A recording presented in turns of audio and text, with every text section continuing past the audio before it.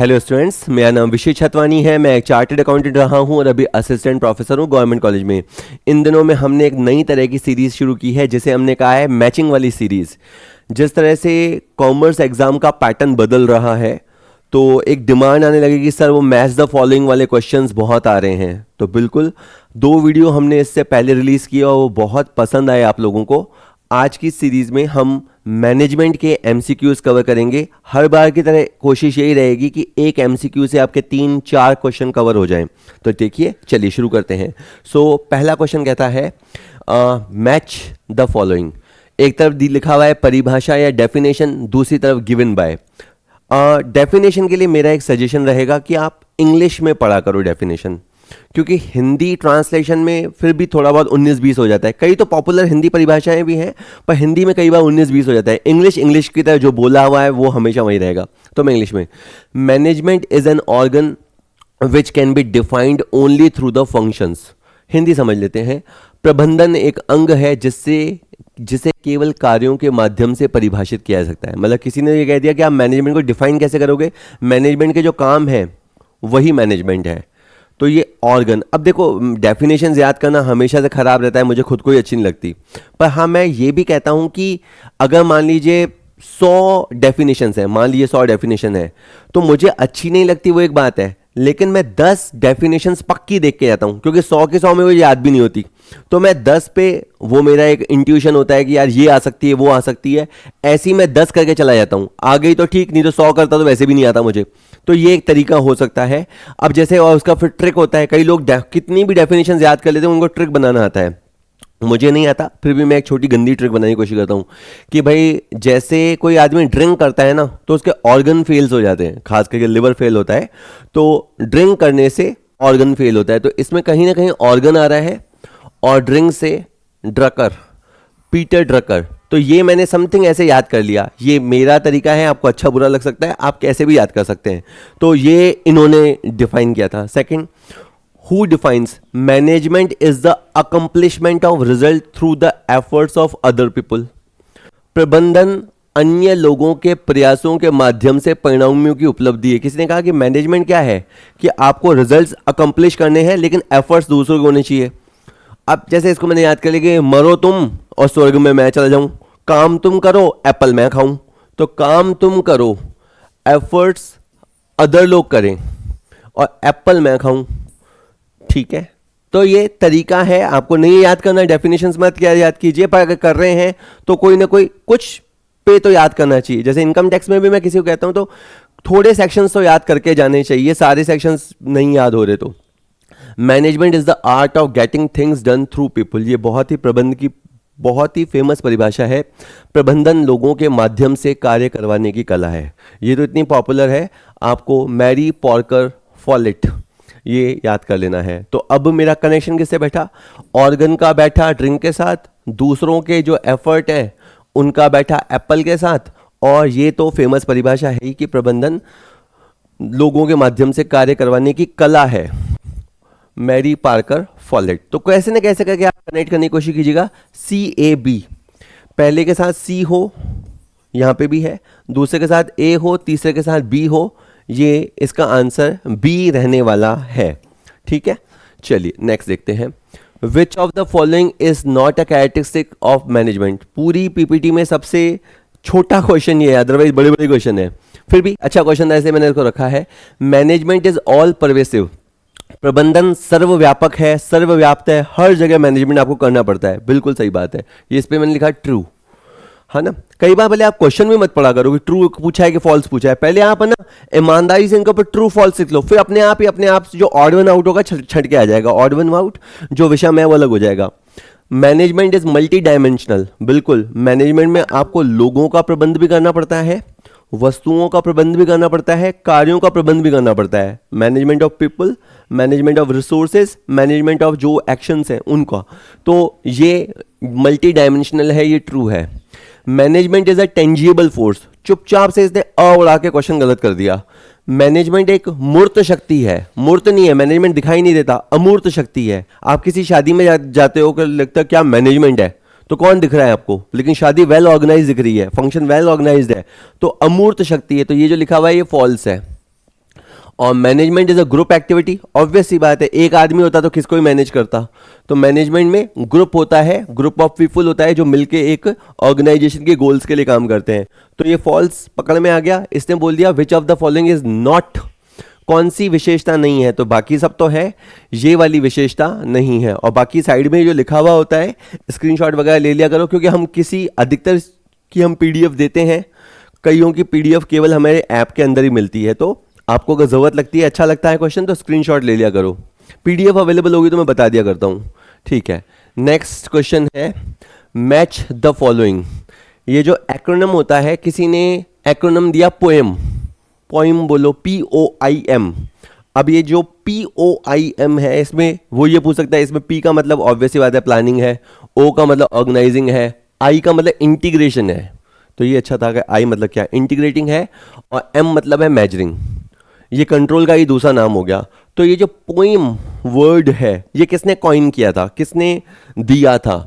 Option है Henry Fayol, Luther गुल्लिक, Herald स्मिडी। तो ये स्मिडी ने दिया था, कम पॉपुलर नाम है जब मैनेजमेंट में पढ़ते हैं, बट मतलब वैसे तो पॉपुलर ऑथर है अपन लोगों से तो बहुत ज़्यादा, लेकिन अपन अधिकतर फेयोल, टेलर इनमें अटके हुए रहते हैं।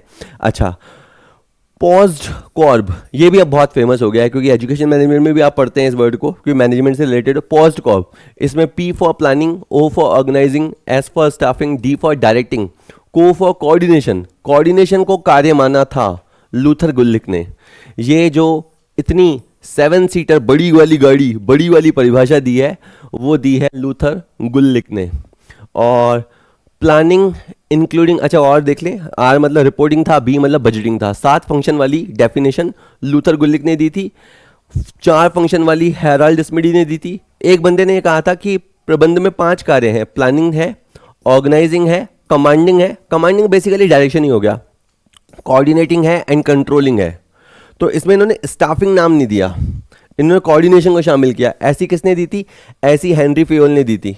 और वैसे 3 में से मेरे 2 भी मिल गए थे तो हो गया। और कई बार तो जैसे ये वाली, चलो बाकी मैं मान लेता हूँ आपने नहीं सुनी थी, लेकिन ये तो सुना था कि पॉज्ड कॉर्ब वाली लूथर गुल्लिक ने दी है, तो आपका सेकंड जो है वो जाके, अच्छा यहाँ पे B आएगा, ये B आएगा ना, ABC, तो सेकंड आपका B के साथ कनेक्ट हो गया। तो सेकंड आपका यहाँ पे भी है, यहाँ पे भी है, यानी इसका मतलब आपको और भी आना चाहिए। पोएम जो है वो हेराल्ड स्मिडी है, यानी जो फर्स्ट है वो C के साथ कनेक्ट हुआ, तो फर्स्ट जो है वो C के साथ कनेक्ट हुआ, तो वो यहाँ से कनेक्ट हो गया, तो फिर आपका आंसर C आएगा, और फिर थर्ड आपका ऑटोमेटिक जाके A के साथ मैच हो जाएगा। ठीक है, चलिए हो गया, यही था ना आंसर। इसमें C आंसर दे रखा है, पहले का C था, पहले का C था, दूसरे का B था, तीसरे का A था। यस, हो गया ना, ठीक है। चलिए, हट जाता है फिर दिक्कत आती है। मैच सूटेबल वर्ड और फंक्शन। अब आप देखो, एक तरफ लिखा हुआ है द एसेंस ऑफ मैनेजमेंट, सामने से आपको पकड़ना है कि किसको प्रबंधन का सार माना गया है।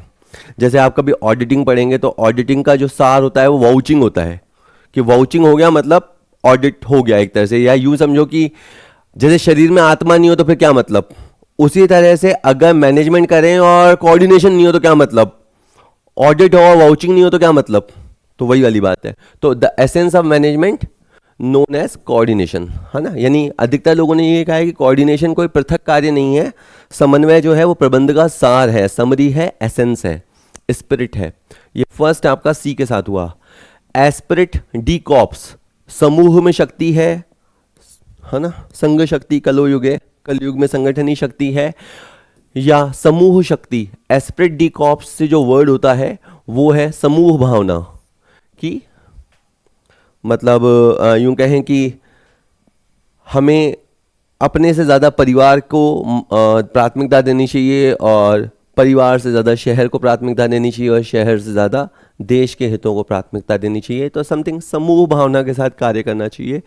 2A, पहले के साथ C रहा, 2 के साथ A रहा, इतने में काम हो जाता क्या? पहले के साथ C रहा, ओ हो, बताओ, पहले के साथ C तो सब में ही दे रखा है, तो ये तो मतलब नहीं भी देता। 2 के साथ A, तो ये तो कट गया। अब केवल आपका 3D 4B, अच्छा इसमें दोनों ऑप्शन सेम हो गए यार, तो वो गलती मैं सही कर लूँगा। एक अधिकारी एक योजना, 1 हेड 1 प्लान, ये है आपका unity of direction, unity of direction, है ना। मतलब काम, इसका मतलब ये नहीं होता कि एक काम करना है, काम आप 10 दे दो, 10 बांट दो, लेकिन मस्तिष्क एक आदमी का होना चाहिए। आप भी देखो ना, ऐसे एग्जाम्पल आप फिर वापस शादी का दूंगा। घर में एक शादी होती है तो एक जना होता है जिसको सारा पता होता है, वो बोले आप इधर जाओ, आप उधर जाओ, आप ये करो। उसके दिमाग के हिसाब से चलोगे तो गड़बड़ नहीं होगी।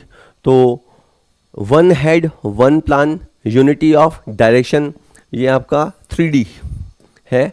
और a subordinate can not serve two bosses at the same time, एक अधीनस्थ कर्मचारी, रामू इधर आ, अगर एक्स जगह से भी आवाज आएगी और वाई जगह से भी आवाज आएगी तो रामू वहीं बैठ जाएगा, क्योंकि उसे समझ ही नहीं आएगा कि वो एक्स की सुने या वाई की सुने। यानी एक समय में उसको एक आदेश मिलना चाहिए, आदेश की एकता, यूनिटी ऑफ कमांड। एक समय में, चूंकि एक आदमी दो लोगों की सेवा एक साथ नहीं कर सकता, आगे पीछे कर सकता है, एक साथ नहीं कर सकता, तो इसीलिए एक अधीनस्थ को एक समय में एक ही अधिकारी से आदेश मिलना चाहिए, आदेश एक हो, आदेश की एकता, या यूं है। तो ये आपका 4B रहेगा। तो ठीक है, अभी ऑप्शन के हिसाब से अपन देख लेंगे, समझ गए, मेन बात समझनी थी जो डी इसका आंसर रहेगा वो इस तरह से ना।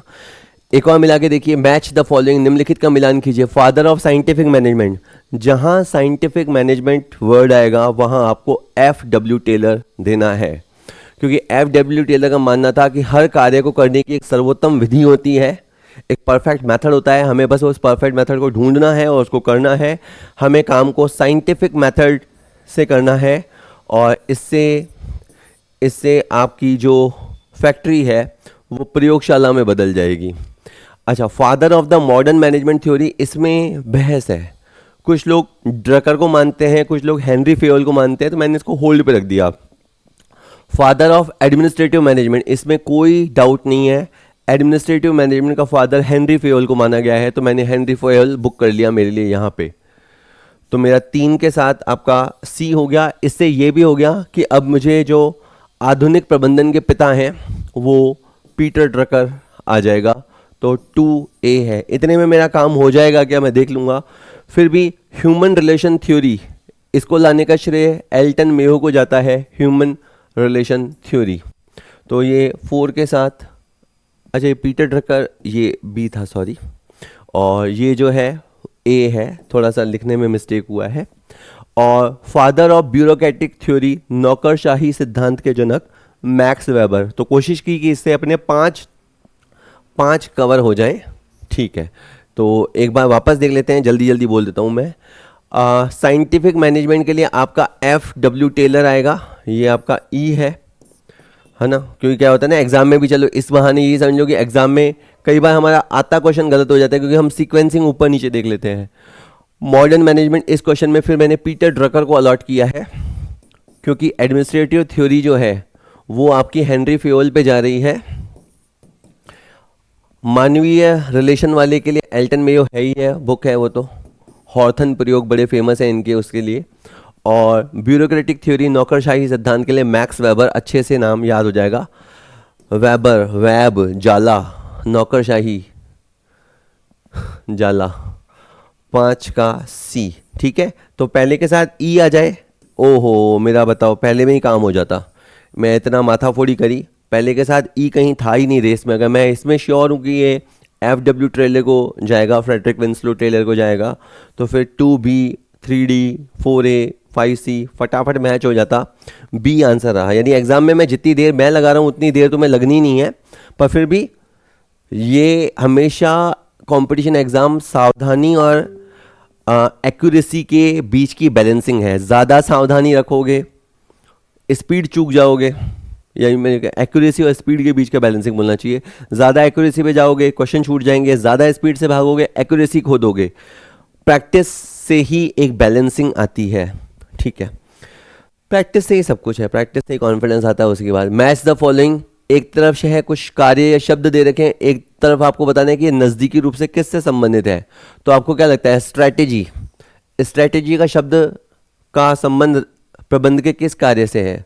तो स्ट्रैटेजी आपके नियोजन के तत्वों में होती है कि जब आप दुश्मन की व्यूह रचना देखकर एक व्यूह रचना या रणनीति तैयार करते हो, तो आपका पहला जो है वो B के साथ कनेक्ट होगा। डिविएशन, डिविएशन वर्ड का क्लोज रिलेशन है कंट्रोल के साथ, क्योंकि कंट्रोल नियंत्रण के दौरान आपने जो प्रमाप सेट किए थे, जो स्टैंडर्ड सेट किए थे, आप एक्चुअल परफॉर्मेंस से उसकी तुलना करके उसमें डिविएशन यानी अंतर को समझने की कोशिश करते हो। अंतर के लिए विचलन शब्द आता है, तो ये कंट्रोलिंग से रिलेटेड है। और क्या इतना भर होने से मेरा काम हो जाता कि पहले के साथ बी और दूसरे के साथ ए, तो बस इतने से मेरा काम हो जाता, यानी एग्ज़ाम में तो मैं आगे निकल जाता, हो गया काम। फिर भी span of management, span of management, इसके लिए कई बार नियंत्रण का विस्तार भी शब्द आता है और तब बच्चा बड़ा कंफ्यूज होता है। जैसे ही अभी तो स्पैन ऑफ मैनेजमेंट वर्ड आया ना, तो बच्चा नहीं इतना कंफ्यूज हो रहा। अगर मैं इसको बोलता नियंत्रण का विस्तार, तो वो अगर नियंत्रण से नियंत्रण गड़बड़ हो जाती। स्पैन ऑफ मैनेजमेंट जो है उसका संबंध आपकी ऑर्गेनाइजेशन से है कि सर वो कैसे। इसमें हम ये तय करते हैं कि एक बॉस के नीचे कितने सबऑर्डिनेट होने हैं, ये अधिकारी कितने अधीनस्थों को प्रभावी तरीके से हैंडल कर सकता है, उसे अपन स्पैन ऑफ मैनेजमेंट कहते हैं। जैसे अभी ये इतना ही दिख रहा है तो इसको अपन नैरो कह सकते हैं, लेकिन अगर ये यूं होता और इसके और इसके नीचे होते तो ये वाइड स्पैन ऑफ मैनेजमेंट हो जाता। पहले जो बने थे 2 थे तो नैरो मान लो। तो इसका संबंध जो है वो संगठन से है। तो आपका 3 जो है वो डी के साथ जाके कनेक्ट हुआ। मोटिवेशन, मोटिवेशन जो है जब आप निर्देशन के तत्व पढ़ते हो, एलिमेंट्स ऑफ डायरेक्शन पढ़ते हो, तब वहाँ पे मोटिवेशन वर्ड देखने को मिलता है। हालांकि उसके मोटिवेशन के ऊपर फिर एक पूरा चैप्टर है कंप्लीट। तो 4 के साथ ई, इसीलिए कई बार पता नहीं चलता कि यार कितनी डेप्थ तक आएगा, क्योंकि एक शब्द बोलने वाला बोल दे मैनेजमेंट, तो मैनेजमेंट के ऊपर पूरी बुक होती है। एक शब्द बोलने वाला बोल दे मार्केटिंग, मार्केटिंग के ऊपर पूरी बुक होती है। बिजनेस एनवायरनमेंट पूरी बुक होती है। तो इंसान कहाँ तक जाएगा? फिर भी जितना जा सके वहाँ तक तो जाना ही चाहिए। ओरिएंटेशन, अभिमुखीकरण, ओरिएंटेशन, नए कर्मचारी को संस्था से, इसके कार्यों से, रिसोर्सेज से परिचय करवाना, उसे कंफर्टेबल करना, काम के लिए मतलब आया है तो अब वो अपना परिवार समझे उसको। तो ओरिएंटेशन ये आता है आपके स्टाफिंग के अंदर। जब आप भर्ती हो जाती है, चयन कर लेते हो, प्रशिक्षण दे देते हो, ये भर्ती चयन प्रशिक्षण ये सब हो जाने के बाद, जस्ट अ मिनट, भर्ती चयन प्रशिक्षण ये सब दे देने के बाद आप उसको जब डेप्यूट करते हो, उसको प्लेस करते हो कि आपको यहाँ काम करना है, तो वहाँ उसे संस्था से परिचय करवाया जाता है। तो ये सब स्टाफिंग के तहत होता है। तो 5वें के अंदर आपका सी बैठेगा। तो बस बाकी मिला लो, जस्ट 3 के साथ आपका डी हो गया, 4 के साथ ई हो गया और 5 के साथ सी हो गया। इसका आंसर ए रहने वाला है। कोशिश आप समझ रहे हो, बस यही है कि आपको फ़ायदा ज़्यादा से ज़्यादा मिले। मैच द फॉलोइंग, प्रबंधकीय कार्य दे रखे हैं और प्रबंधकीय स्तर दे रखा है। दैनिक कार्यों का निष्पादन एवं पर्यवेक्षण, execution and supervision of the daily task. तो डेली टास्क या कहें डे टू डे टास्क या रूटीन टास्क वो कौन करेगा? लोअर या ऑपरेशनल लेवल, टॉप लेवल या मिडिल लेवल। तो जो डे टू डे टास्क, इसमें कई बार वर्ड आता है सुपरविजन।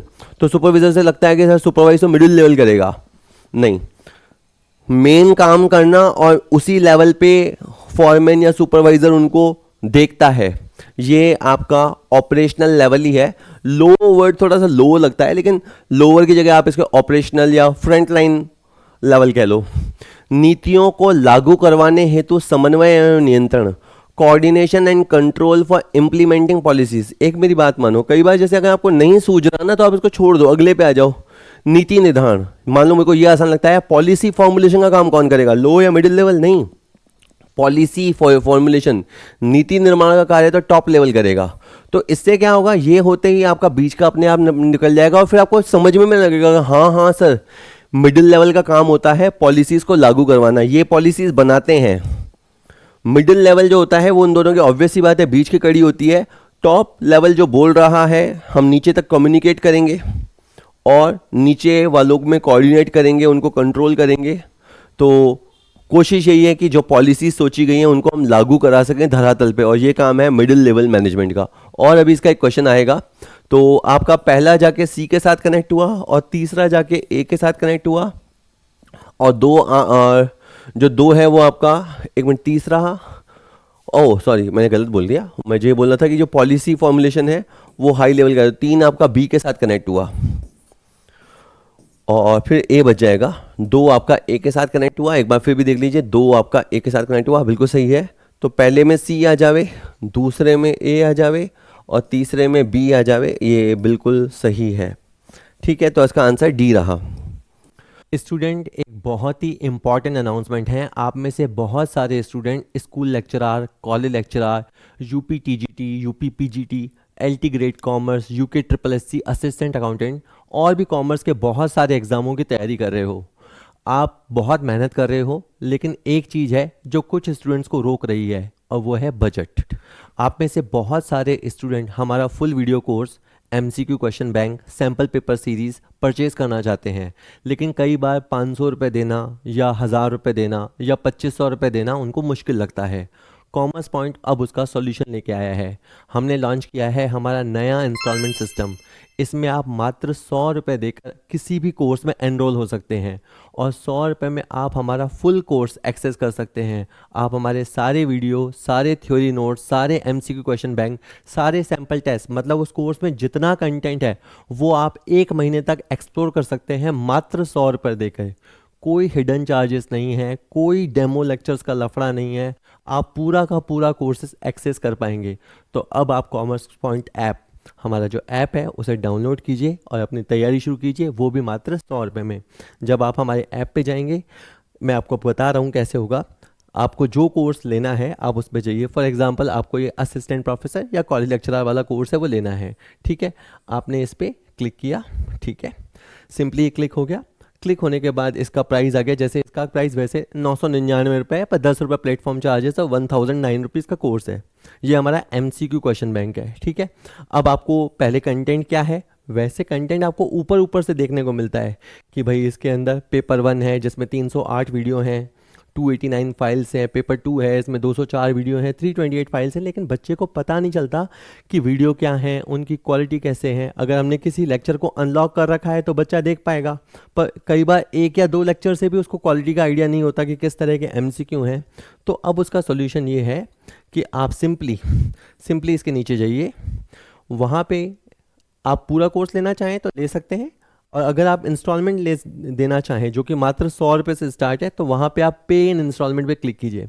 जब आप क्लिक करते हैं तो आपका पहला स्टेटमेंट इंस्टॉलमेंट शो हो रहा है 110 रुपये। बेसिकली इंस्टॉलमेंट 100 रुपये है, अगेन 10 रुपये प्लेटफॉर्म चार्ज है जो कि एक बार लगता है, ठीक है। और उसके बाद अगली इंस्टॉलमेंट भी बहुत छोटी छोटी है। तो इस तरह से 5 महीने में, फॉर एग्जांपल इसकी 5 इंस्टॉलमेंट है, तो आप 5 महीने में इसे परचेज़ कर लेंगे।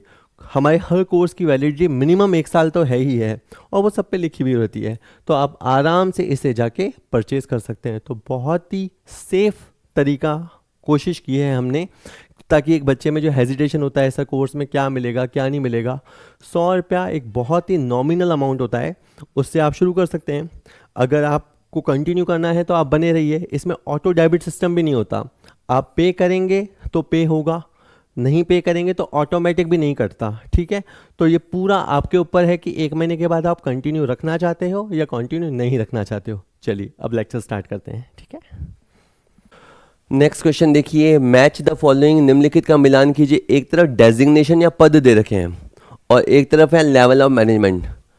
अब आप बताना, डिपार्टमेंट मैनेजर पोजीशन या ब्रांच मैनेजर पोजीशन जो है वो टॉप लेवल है, मिडिल लेवल है या लो लेवल है। तो ब्रांच, पूरी ब्रांच, जैसे आप सोचो बैंक का ब्रांच मैनेजर, तो उसके अधीन कम से कम 10, 12, 15, 20 लोग होते हैं ब्रांच मैनेजर, बैंक वाले को मान लो।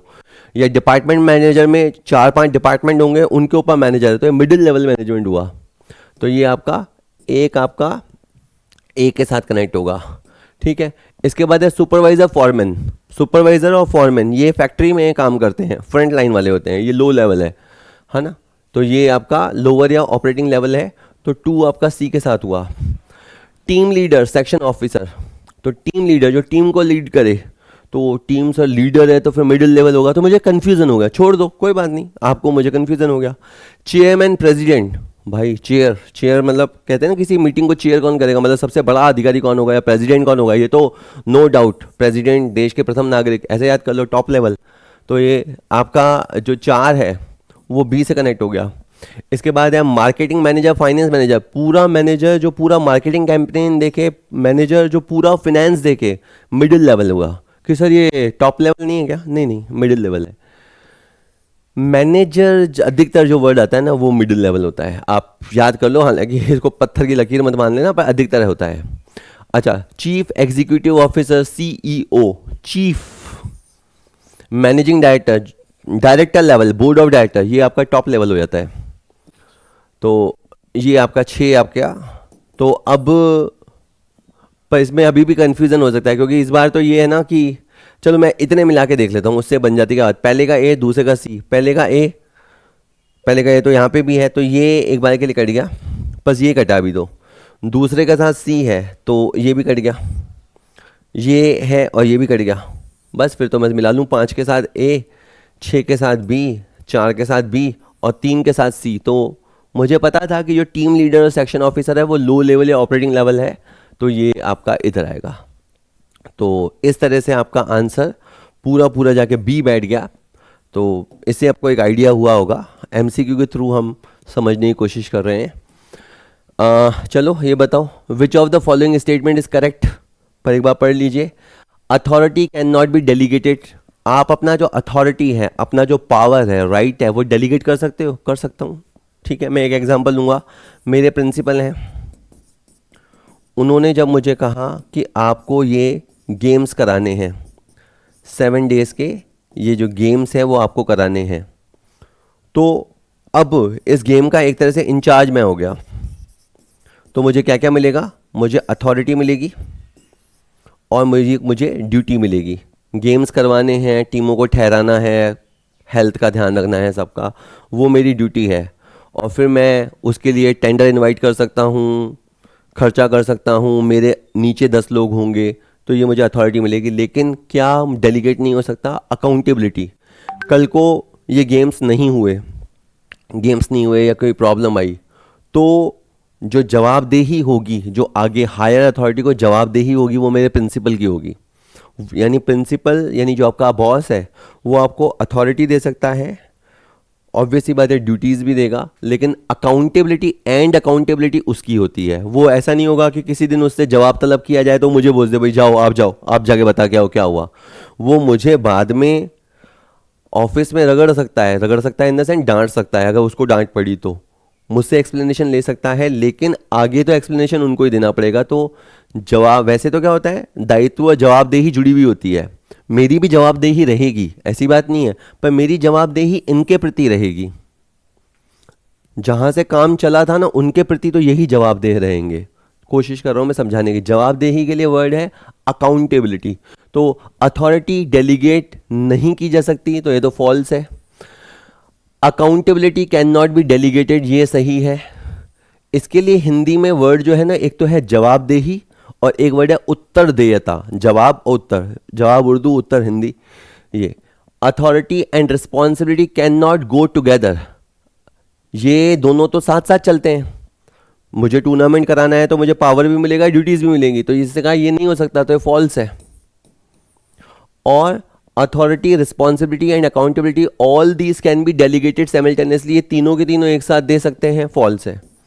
तो बस मैंने अगर क्वेश्चन में है नहीं है उसके चक्कर में नहीं भी पढ़ा तो मुझे समझ में आ गया फॉल्स फॉल्स फॉल्स, तो अब ट्रू हो जाएगा। तो बस यही पूछा भी है, तो आप ये लगा लोगे ना, false true, not true, yes true, तो उससे आपको बहुत इजी रहेगा, फिर क्वेश्चन सॉल्व करना इतना परेशानी ही नहीं रहता। अपन पहले से ही है नहीं है में उलझने लग जाते हैं तो परेशान होते हैं। ठीक है, इसके बाद आप देखिए मैच द फॉलोइंग, एक तरफ है प्रबंध के तत्व और एक तरफ है प्रबंध के कार्य। और ये बहुत अच्छा क्वेश्चन है, मतलब मुझे अगर मेरे क्वेश्चन में तारीफ करनी है तो सबसे बढ़िया क्वेश्चन मेरे हिसाब से ये है इस पीपीटी का। सुपरविजन, मोटिवेशन, लीडरशिप और कम्युनिकेशन, ये शब्द का किससे क्लोज रिलेशन है? डायरेक्शन से। ये सब निर्देशन के तत्व कहलाते हैं। निर्देशन में मेन 4 तत्व होते हैं, पर्यवेक्षण, अभिप्रेरण, नेतृत्व और संप्रेषण। तो पहला आपका डी के साथ कनेक्ट हो गया। इसके बाद establishing standards, measurement of performance, comparison of performance and corrective action.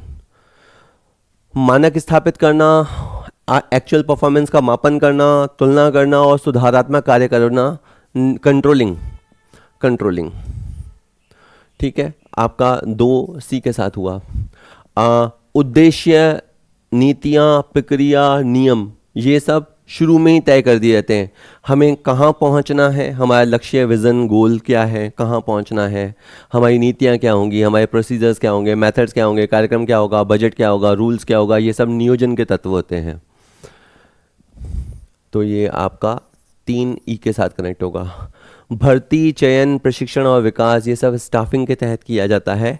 Man power planning से लेके उनके रिक्रूटमेंट, सिलेक्शन, ट्रेनिंग, डेवलपमेंट। 4 आपका बी के साथ कनेक्ट होगा। और division of work, hierarchy and authority, departmentalisation, समन्वय। मतलब जब आप प्लानिंग कर लेते हो ना, तो प्लानिंग के बाद आपको एक स्ट्रक्चर खड़ा करना होता है ना, कि कौन क्या करेगा, उसकी पोस्ट क्या होगी, उसके ऊपर कौन होंगे, नीचे कौन होंगे, एक स्ट्रक्चर दिया जाता है, स्पैन ऑफ मैनेजमेंट तय होता है, डेलीगेशन होता है, उन सब में कोऑर्डिनेशन होता है। ये सब ऑर्गेनाइजेशन के तहत किया जाता है। बेसिकली श्रम विभाजन जो होता है वो, तो आपका पांचवा जाके ए के साथ कनेक्ट होगा। तो अब मैंने शुरू किया जैसे पहला डी के साथ, तो फर्स्ट ए कट गया, फर्स्ट डी है और फर्स्ट डी यहाँ पे भी है, तो अभी ये तो हट गया। दूसरे के साथ सी, 2 के साथ सी यहाँ पे भी है, 2 के साथ सी यहाँ पे भी है, रेस अभी चालू है, रेस टू प्ले ऑफ। तीसरे के साथ ई, तीसरे के साथ ई, तीसरे के साथ ए, तो ये कट गया। आंसर मेरा आ चुका है। मैं सी के साथ जाने वाला हूँ, फिर भी मैं चौथे के साथ बी और पांचवें के साथ ए। तो ये 5 कार्यों में अंदर बेसिकली क्या होता है वो समझाने के लिए बनाया था। और ये इसका आप आंसर देखिएगा, आंसर इसका सी रहेगा। ये आंसर सी आ गया है ना भाई, छुपाऊँ, ये आंसर सी।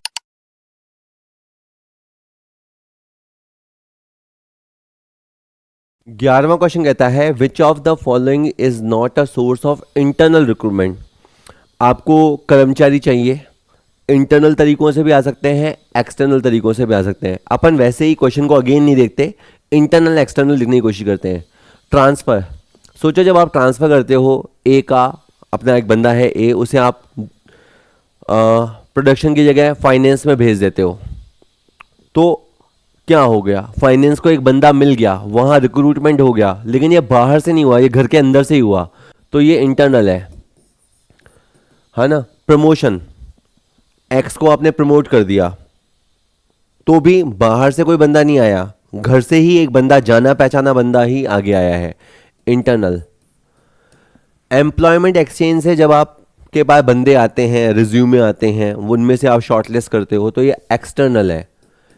इससे आप वाकिफ नहीं हो, इन बंदों से वाकिफ नहीं हो, थोड़े दिन बाद हो जाओगे, अभी एक्सटर्नल सोर्स है। प्रेजेंट एम्प्लॉयज़, प्रेजेंट एम्प्लॉयज़ से ही उठा लेते हो, ठीक है, तो ये आपके इंटरनल ही कहलाएंगे। तो ये तीनों तो इंटरनल है, इसे आप कह लो ये एक्सटर्नल सोर्स है, या यूं कह लो कि ये इंटरनल सोर्स नहीं है। निम्नलिखित में से कौन सा आंतरिक स्रोत नहीं है, तो साहब ये वाला आंतरिक स्रोत नहीं है। इंटरनल के सारे सोर्स और एक्सटर्नल के सारे सोर्सेस याद करके जाने चाहिए। देखो अपना पढ़ा हुआ अपने ही काम आता है जी, वो बहुत सिंपल है। कहा भी जाता है कि जितनी शक्कर डालोगे उतना मीठा होगा, जितनी मेहनत करोगे रिजल्ट उतना मीठा आएगा। अब कई लोग बोलते हैं कि स्मार्ट तरीका वगैरह, स्मार्ट तरीके जैसी एक चीज़ होती है, लेकिन हार्डवर्क का कोई सब्स्टिट्यूट नहीं होता कभी भी। देखिएगा अगला क्वेश्चन, देखिएगा मैच द फॉलोइंग। अधीनस्थों के साथ अधिकार साझा करना, sharing the authority with the subordinates.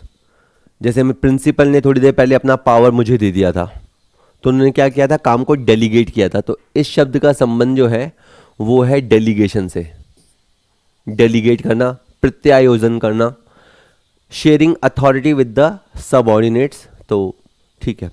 संगठन में निर्णय लेने की शक्तियों को उच्च स्तर से निम्न स्तर तक बांटने की प्रक्रिया, the process of distributing decision making power from higher level to lower level.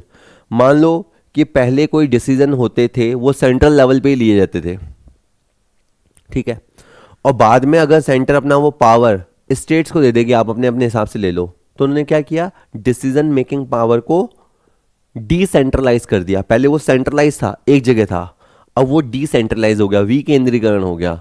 तो अगर decision making power higher level से लो लेवल पे आते, इसमें केवल आप देखो, इसमें केवल उन्होंने अधिकार दिया है, लेकिन यहाँ पे डिसीजन मेकिंग की पावर दे दी है। तो ये सबसे इंपॉर्टेंट वर्ड है, डिसीजन मेकिंग का पावर नीचे पे भेजना, तो ये आपका विकेंद्रीकरण कहलाएगा। ये थोड़ा यहाँ पे आ गया है, ठीक है। इसके बाद संगठन में निर्णय लेने की अधिकांश शक्तियों का उच्च स्तर या एक ही व्यक्ति के हाथों में संकेंद्रण, यानी ऐसी स्थिति हो, a high level of concentration of decision making power in the hands of a single individual. अगर डिसीजन लेने का सारा अधिकार एक ही व्यक्ति के हाथों में केंद्रित या संकेंद्रित है तो केंद्रीकरण, सेंट्रलाइजेशन वर्ड है। ठीक है। एक प्रबंध के अधीन कार्य करने वाले कर्मचारियों की संख्या, आज मैं सुबह से ही बोल रहा हूं कि एक अधिकारी ऑफिसर के नीचे जो सबऑर्डिनेट्स होते हैं उनकी संख्या को हम बोलते हैं स्पैन ऑफ मैनेजमेंट। संगठन का विस्तार भी कहा जाता है, नियंत्रण का विस्तार भी कहा जाता है ये। ठीक है। तो आपका जो इधर से अगर इसको एक बोले तो आपका एक जो है वो सी से कनेक्ट हुआ, आपका जो दो है वो बी के साथ कनेक्ट हुआ, आपका जो सी है और तीन है वो डी के साथ कनेक्ट हुआ, और आपका जो चार है वो जाके ए से कनेक्ट हुआ। ठीक है। अपन कोशिश करेंगे कम, जैसे मैंने केवल इसको ही ट्राई कर लेता हूँ, पहले के साथ सी बोल ले, सब में है तो ये तो बात नहीं बनेगी। तो दूसरे के साथ बी यहाँ पे है तो बस बाकी सब कट गए अब। ठीक है। लेकिन जब मैं एग्जाम में होता हूँ ना, देखो मैं ये भी देखता हूँ, आपको लगेगा कि सर क्या अपनी अपनी करते हैं, लेकिन मैं बता रहा हूँ कि एग्जाम में भगवान दे ऐसे, मैं आज तक जितने कंपटीशन एग्जाम दिए, ज़्यादा दिए नहीं, 2-3 नहीं दिए, पर पहली बार में ही हुआ है ना। अगर प्रोफेशनल लेवल की बात करो, सीए दिया तो फर्स्ट अटेम्प्ट में हुआ, यूजीसी नेट दिया तो पहली बार में हुआ, और आरपीएससी असिस्टेंट प्रोफेसर दिया तो पहली बार में हुआ। तो मुझे लगता है कि एक दो चीज़ें मुझे पता है इसलिए वो बता रहा हूँ, बाकी कोई होशियारी मारने की आदत है नहीं। जैसे अब मैं ना पहले के साथ सी और दूसरे के साथ बी आया, पर मैंने देखा कि बाकी सारे ऑप्शन में दो के साथ ए, दो के साथ ए है, तो मैं एक बार जरूर चेक कर था कि दो के साथ ए जमेगा क्या। तो दो के साथ संगठन में निर्णय लेने की शक्तियों का, ओके देखो मुझसे गलती हो गई, ओहो ये तो चांस की बात है कि मैं ये सही में संगठन में निर्णय लेने की शक्तियों का उच्च स्तर से निम्न स्तर तक बांटने की क्रिया, ये दो के साथ ए है, ये मैं गलत बोला है ना। देखा, अरे यार क्या बात है, जो चीज़ मैं समझाना चाह रहा हूँ काम ही आ गई, दो के साथ ए। देखो पहले के साथ सी था तो वो तो सब में ही था, मुझे पहले ये लग रहा था, लेकिन अब मेरे को ध्यान आया कि वो देखने में गलती हुई है, दो के साथ ए बैठ रहा है, पर अब तो मैं फिर फंस गया, दो के साथ ए यहाँ पे भी है, यहाँ पे भी, यहाँ पे है, तो यानी अभी तक केवल बी कटा। फिर उसके बाद मुझे और तीन के साथ डी बिठाना पड़ता, ओले किस्मत कितनी ख़राब है, तीन के साथ डी भी यहाँ पे है। अगेन इसके ऑप्शंस में प्रॉब्लम हुई है, मैंने मतलब ऑप्शंस चेंज ही नहीं किए पीपीटी सेट करते समय। ठीक है। एनीवेज ऑप्शंस में इधर उधर गड़बड़ करता, वो करे ही नहीं है, कोई सा भी आंसर ले लो, ठीक है। चलो, हाँ बड़े होशियार बन रहे थे। मैच द फॉलोइंग, निम्नलिखित का मिलान कीजिए। Statement, book, theory, by whom. A plan is a trap laid to capture the future. एक योजना या नियोजन क्या है, भविष्य को पकड़ने के लिए बनाया गया पिंजरा है। ये प्रसिद्ध कथन एलन महोदय का है, जहाँ पे प्लानिंग क्या है, फ्यूचर को पकड़ने का पिंजरा, पहले के साथ डी। उसके बाद है एडमिनिस्ट्रेशन इंडस्ट्रियली एट जेनरेटे या एट जेनरली। ये जो है फ्रेंच भाषा में लिखी हुई पुस्तक, ये हेनरी फेयोल की है ना, थोड़ा और नाम सही आएगा। ये हेनरी फेयोल ने लिखी थी पुस्तक, दो के साथ ए बैठेगा। समन्वय प्रबंध का सार है, ये कथन किनका है, ये कथन है मूने और रेले का। समन्वय जो है प्रबंध का सार है, ये हमने थोड़ी देर पहले पढ़ा था, पर कहा किसने था, मूने और रेले ने। और the practice of management, the practice of management इस पुस्तक के लेखक हैं पीटर एफ ड्रंक ऑर्गन। इन्होंने प्रैक्टिस की है खूब, प्रैक्टिस ऑफ मैनेजमेंट जोड़ के ज़बरदस्ती की, इसलिए इनको मॉडर्न मैनेजमेंट का फादर कहा जाता है, क्योंकि उन्होंने खूब प्रैक्टिस कर ली मैनेजमेंट पे। समथिंग कैसे भी कनेक्ट कर लो, जैसा पूरा नहीं कनेक्ट होता तो कह रहे मेरा पहले के साथ एलन से काम हो जाता, क्या था फर्स्ट डी, फर्स्ट के साथ डी यहाँ है, तो हो सकता है मुझे सारे ना भी मिलाने पड़ते तो काम हो जाता। टू के साथ ए भी सही गया, तीन के साथ बी भी, और फिर चार के साथ तो सी। मैं बोल ही रहा हूँ कि the practice of management book के ऑथर हैं पीटर एफ ड्रकर। तो आधे से काम हो जाता है, कई बार पूरे से काम बनता है, वो डिपेंड करता है कि पेपर सेटर ने कितनी मेहनत की है पेपर सेट करने में, और वो कैसे बच्चों के दिमाग के साथ खेलता है। Match the following, motivation theory, principle, ideology. अभिप्रेरणा की स्वास्थ्य विचारधारा, स्वास्थ्य कह लो या आरोग्य विचारधारा, या अभिप्रेरणा का द्विघटक सिद्धांत, टू फैक्टर थ्योरी, ये दी थी फ्रेडरिक हजबर्ग ने, कि कर्मचारी को मोटिवेट करने के लिए एक होते हैं हाइजीन फैक्टर जो उसे संस्था के साथ बनाए रखते हैं, और दूसरे होते हैं मोटिवेटिंग फैक्टर जो उसको मोटिवेट करते हैं। तो फ्रेडरिक हर्जबर्ग ने ये वाली थ्योरी दी थी। तो आपका पहले के साथ ABC, पहले के साथ C बनेगा। जापानी उद्योगों के प्रबंधकीय दर्शन व दृष्टिकोण पर आधारित विचारधारा, ठीक है। विलियम आउची, जेड थ्योरी, जेड जापानी थ्योरी। सर जापान जे से शुरू होता है, अच्छा ठीक है, मुझे नहीं पता था। ये आपका जो 2 है वो आपका D के साथ कनेक्ट होगा। अभिप्रेरणा की ERG थ्योरी, सर मैंने नाम ही नहीं सुना। डफर, मैं नहीं, इसको बनाने वाला अल डफर। अभिप्रेरणा की ERG थ्योरी, ERG का फुल फॉर्म याद करके जाना। आवश्यकता अनुक्रम सिद्धांत, बहुत ही famous. Hierarchy of need theory, 5 तरह की इंसानी ज़रूरतें हो सकती हैं, उसी अकॉर्डिंग उसको मोटिवेट किया जा सकता है। अब्राहम मैस्लो, अब्राहम सुन के पाकिस्तान मत कर लेना, पाकिस्तान के नहीं थे, ठीक है। सर आपको पाकिस्तान से दिक्कत है? अरे नहीं, मेरे को दिक्कत नहीं है, तुम कहीं अब्राहम मास्लो का संबंध किससे है तो फिर पहुंच जाओ। ऐसे जॉन अब्राहम अपने यहाँ इंडिया में भी होता है, ठीक है। 1 2 3 4 आपका B के साथ बनेगा। इससे पहले क्या बना था? डफर वाली थ्योरी 3 बनी थी A के साथ। 1 के साथ C में मैं बहुत श्योर हूँ उससे काम हो जाता क्या? 2 लोग तो रेस से हट जाते। 2 के साथ D यहाँ है, बस ये भी रेस से हट गया, बस बात खत्म हो गई। इसके बाद 3A और 4B भी हो गए, ठीक है। तो मैच वैच तो अपन कर लेंगे, कोई बड़ी बात नहीं है ना, बस इनमें थोड़ा टाइम लग जाता है। लेकिन मैं खुद भी ये क्वेश्चन जब बनाए हैं तो कई तो बने बनाए थे और कई क्वेश्चनों को कट पेस्ट करके एक जोड़े दे दिया ताकि तुम्हारा मन रह जाए कि हाँ हाँ सर आजकल मैच द फॉलोइंग वाले क्वेश्चन बड़े आते हैं। लिस्ट 1 लिस्ट 2 से मिलान करें। पीटर एफ ड्रकर सामने कुछ है, वैज्ञानिक प्रबंध, MBO, औद्योगिक मनोविज्ञान, क्रियात्मक सिद्धांत। तो मेरे को डर लगा, पीटर एफ ड्रकर, फिर अगला क्या है? FW Taylor scientific. तो बस ये तो मेरा हो गया कनेक्ट। B के साथ 1, मेरे को तो आगे आता भी नहीं था वैसे, तो B1 में काम हो जाता क्या? इस बार अपने को यूं पढ़ना है, ये A1 है, मेरे को तो चाहिए B1 चाहिए। ये B2 है, ये B2 है, ये नहीं बनेगा मेरे। ये हो सकता है और या ये भी हो सकता है क्योंकि B1 इसमें आ रहा है और इस D वाले में भी आ रहा है, ये C भी नहीं है ना। चलो, हेनरी फेयोल ने प्रबंध के 14 सिद्धांत दिए थे और उसने प्रबंध के 5 कार्य बताए थे। अपन ने थोड़ी देर पहले देखा था, क्वेश्चन को कनेक्ट करो वहाँ से वहाँ, यहाँ से वहाँ।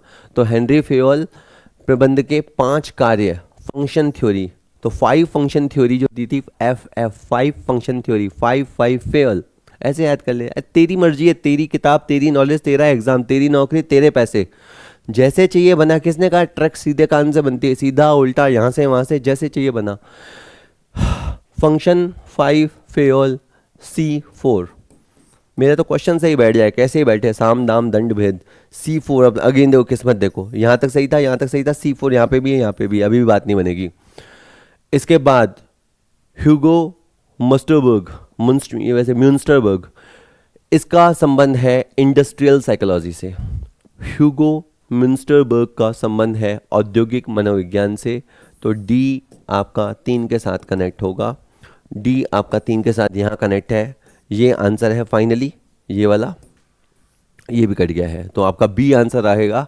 और पीटर एफ ड्रकर ने मैनेजमेंट बाय ऑब्जेक्टिव थ्योरी दी थी कि पहले संस्था के ऑब्जेक्टिव तय करो अपने अधीनस्थों के साथ बैठ के, और फिर अब उन तक कैसे पहुंचना है।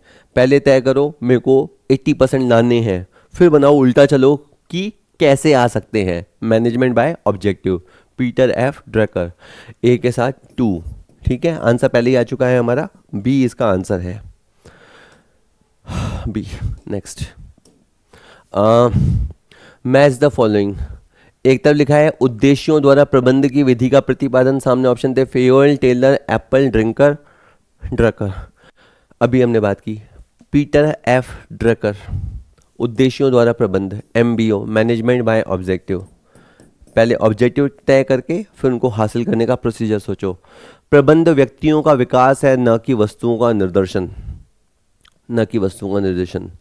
लॉरेंस एप्पले ने, ये बहुत ही फेमस कथन है ये भी, प्रबंध व्यक्तियों का विकास है, न कि वस्तुओं का निर्देशन। 2 के साथ C।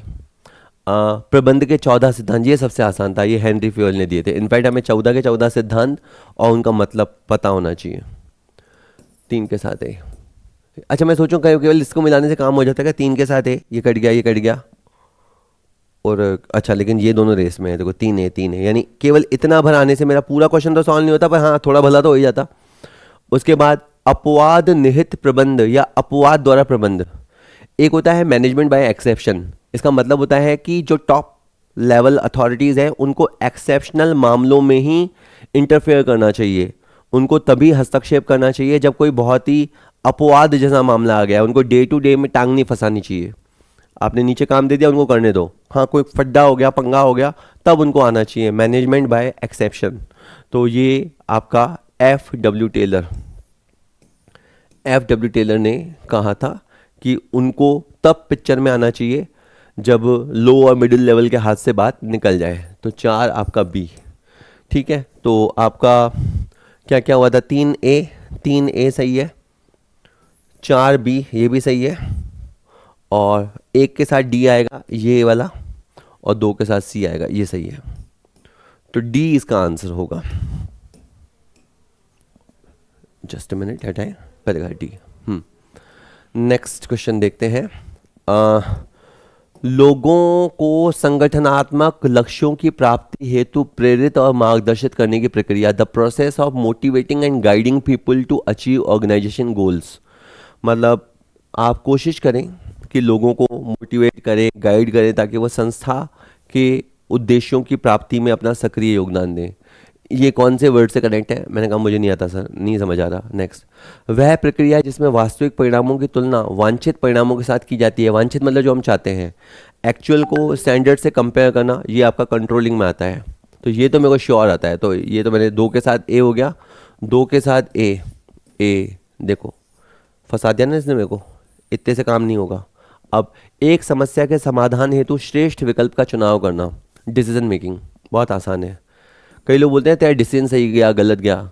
डिसीजन क्या होता है? मेरे को एक सर ने भी कहा था, इन जनरल, जब वो मैनेजमेंट के भी नहीं आर्ट्स के हैं वो, तो उन्होंने कहा डिसीजन का मतलब होता है जो उस परिस्थिति में अपने पास ऑप्शन उपलब्ध हैं उनमें से सर्वश्रेष्ठ का चयन करना।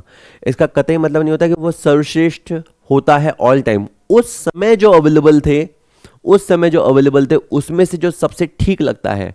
तो डिसीजन मेकिंग हमेशा उन परिस्थितियों के कॉन्टेक्चुअल में होती है। डिसीजन मेकिंग कि अभी आपके लिए सबसे सही क्या है, उसमें से एक पिक करना। तो ये डिसीजन मेकिंग रहा। तो 3D, तो 3C कट गया, 3D ये रहा, ये भी कट गया, बस बात हो गई खत्म। बी आंसर है इसका। और देख लेते हैं प्रबंध का आधारभूत और प्राथमिक कार्य। तो प्रबंध का पहला कार्य है नियोजन, सबसे पहले प्लानिंग करना। बिना प्लानिंग आगे बढ़ना तो बेवकूफ़ी है, और सोच के भी सोचना उसके बाद ना बढ़ना वो भी बेवकूफ़ी है। पर बिना सोचे तो आप आगे बढ़ ही नहीं सकते। प्लानिंग। 4 आपका बी के साथ बनेगा। तो ये है लीडरशिप, लोगों को मोटिवेट करना, उनको इन्फ्लुएंस करना, उनको प्रभावित करना, उनको गाइड करना, संस्था के लक्ष्यों की प्राप्ति हो सके। तो इस तरह से आप देखेंगे बी इसका आंसर है। बी में आपके सारे बैठ जाएंगे। तसल्ली से क्वेश्चन करना है ना। नेक्स्ट, वेल निम्नलिखित को सुमेलित कीजिए। Match the following. सूची 1, सूची 2। The practice of management. Practice किसने करी थी खूब? ड्रिंक कर करके, ओ ड्रिंक करके नशे में खूब प्रैक्टिस करी इसने, पीटर एफ ड्रकर। ऑर्गन ही खराब कर लिए। फिलॉसफी ऑफ मैनेजमेंट, मैंने कहा मेरे को नहीं आती कि फिलॉसफी किसने दी। साइंटिफिक मैनेजमेंट, जहाँ तेरा नाम बाबू वहाँ एफ टेलर है। साइंस, साइंटिफिक विज्ञान। Generally and industrial administration, Henry Fayol. तो बस जो बचा वही है आपका ओलिवर शेल्डन। तो ये वाला है ओलिवर शेल्डन। तो आपका पहला जाके डी के साथ कनेक्ट हुआ, दूसरा आपको डाउट है तो आप रहने दो इसको, तीसरा आपका ए के साथ कनेक्ट हुआ। जो जो मिल रहे हो ना पहले उनको मिला देना चाहिए। नहीं, तीसरा ए के साथ कहाँ से हुआ?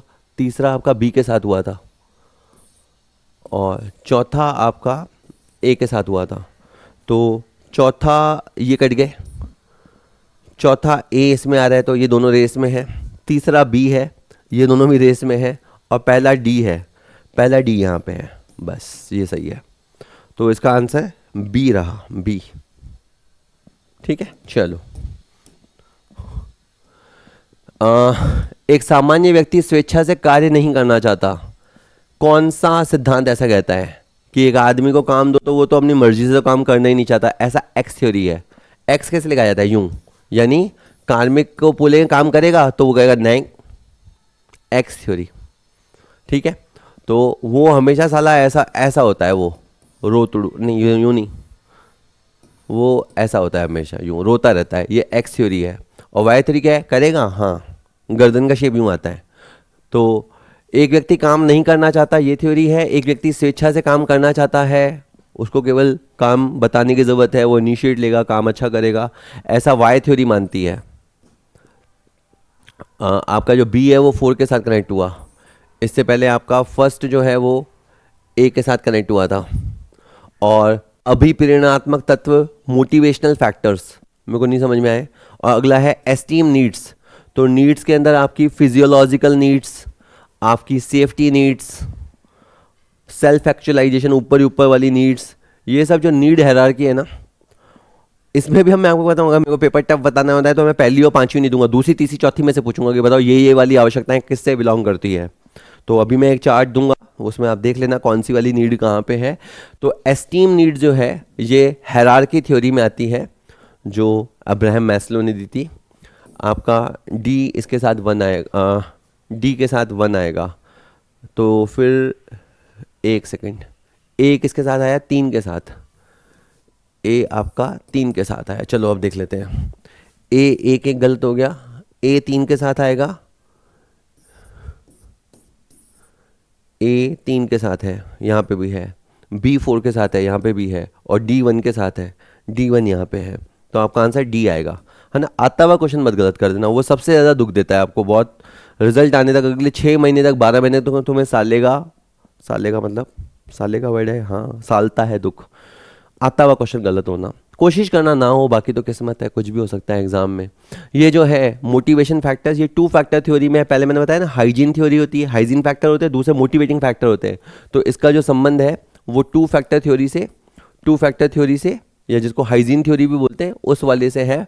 फ्रेडरिक हेजबर्ग से इसका संबंध है ना, उस तरह से कनेक्ट हुआ था।